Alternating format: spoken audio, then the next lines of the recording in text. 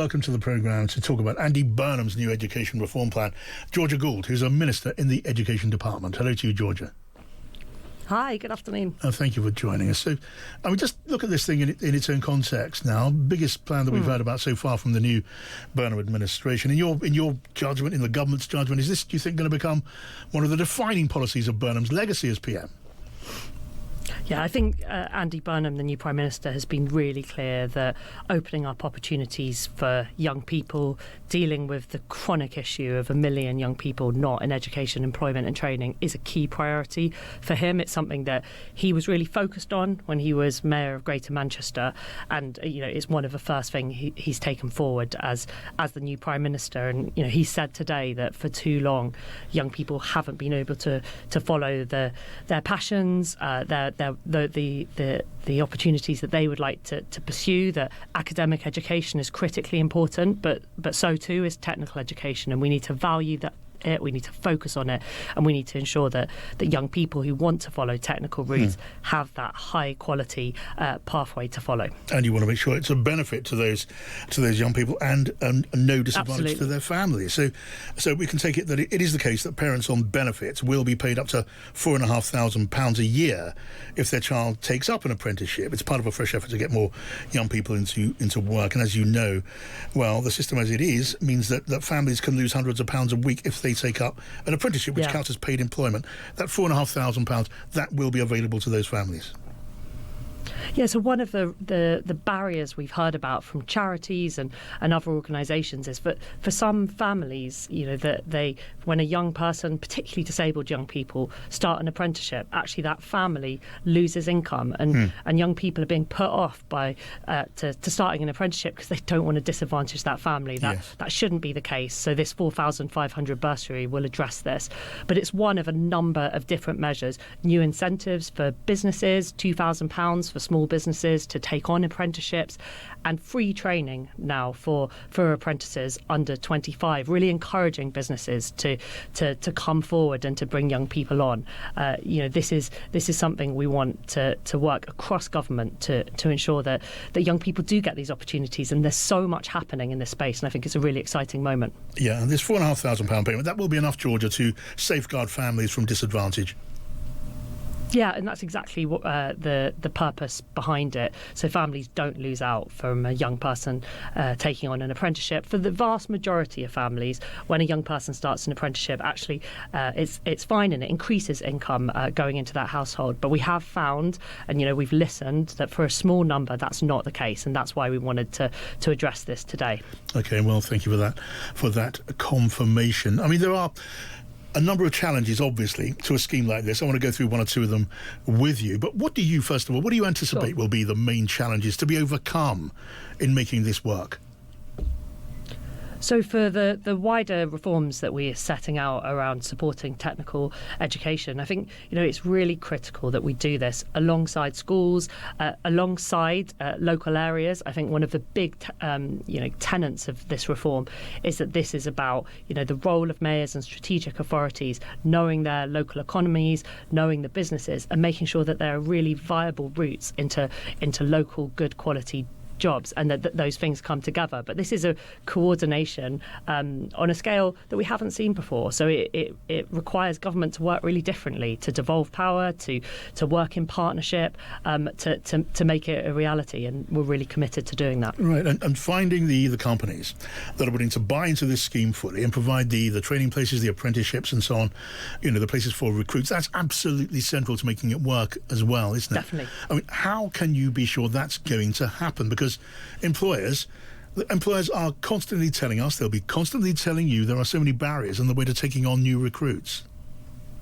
And that's why we're trying to go through every single one of those barriers and remove them. So employers won't play the employer side of national insurance contributions when they're taking on an apprentice under 25 or an employee under 21.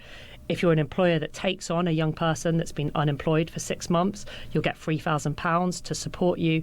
If you from autumn, if you take on a young person that's been long-term unemployed, the government will pay for that young person's wages for 6 months. So we're putting significant investment into supporting employers to take on young people. We recognise that it requires investment, and that's why we want to really ensure that there are incentives for employers to come forward to support young people. I mean, there's so much of this is based, isn't it, on the Prime Minister's experience as mayor in Manchester and the way that he was pushing behind the scheme of a Manchester baccalaureate. What were the lessons of that you've managed to take on board and to, I don't know, iron out the rough bits to try and overcome the obstacles that have been shown by that scheme? What have you learned? I think we've absolutely learnt from what's happened in Manchester. I think some of the real positives have been employers coming together around work experience. I think if a scheme sits outside of national accountability, that national systems, whether that's Ofsted or how the department sets accountability, if they don't align with those local schemes, it's much harder for a mayor to get this over the line. And so I think it's been really important in this announcement that this is central government backing mayors and saying that we will be looking at accountability to make sure that this is a reality. But it's not just Manchester. I've been travelling around the country talking to places, and this is very much what people are asking for. I was in Hastings recently, and they talking to a group of heads, and they were saying that there is a vacuum industry. So this is not vacuums for our houses, but vacuum manufacturing that creates helps manufacture chips that sit in our phones. There's a huge amount of companies there, but they're not seeing a pipeline of young people coming forward to take up those jobs. And they were saying we really want to work together locally to make sure that there are really good pathways, that we're providing that experience. We're working across schools, colleges, local authorities, strategic authorities to make that happen. And this is the shift that I think a lot of places have been asking for, and I think it's really exciting that we'll be taking this forward across the country. There is an argument, isn't there, that asking a child of 14 to choose a path, to maybe sketch out their future path, is 14 the right age? Is it maybe too early? How many children of 14 know where they want to go, where they want to end up? A lot of kids of 14, they dream about being stars online, don't they? They want to be glamorous figures and surrounded by beautiful companions. You know the way young people think, and they're going to be asked to choose a future trade profession and start working towards it. Is there an issue with that?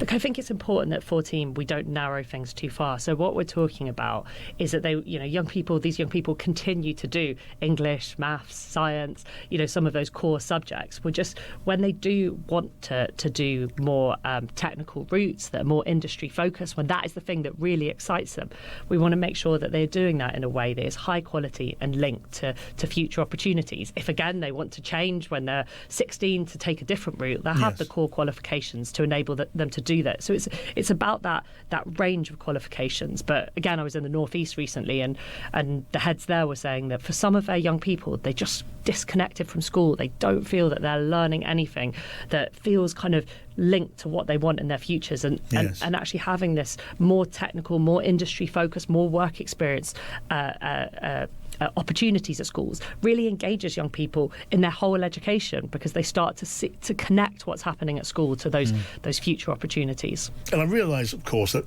for every argument there's a counter argument, and so when we're talking about identifying and engaging children in the choice of whether they want to go down a more technical route or maybe just go down the other lane towards a more academic lane of learning, there's a certain amount of choice just in that basic decision.